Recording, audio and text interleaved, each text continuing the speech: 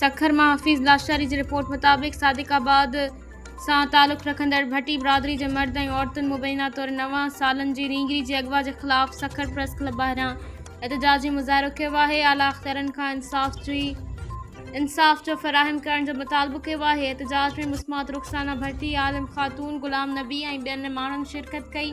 उन मौक़े ते मुज़ाहिरीन मीडिया सां ॻाल्हि ॿोल दौरान इल्ज़ाम लॻायो त रुखसाना भट्टी जे ॾेर मंज़ूर भट्टी, हिन जी घरवारी मीना भट्टी, हाजी शाह मोहम्मद ऐं लियाकत कंबू हिकु गुरू सां मिली नंढी उमिरि जे ॿारनि खे अगवा करे ऐं उन्हनि जे वालिदैन खां भतो तलब करण में मुलविस आहिनि। मुज़ाहिरीन चयो त भतो न ॾियण जी सूरत में मुबैना तौर नींगरियुनि खे विकिरो कयो वेंदो आहे। रुखसाना भट्टी चयो त उन जी 9 सालनि धीउ अलीशा खे बि मुबैना तौर अगवा कयो वियो आहे।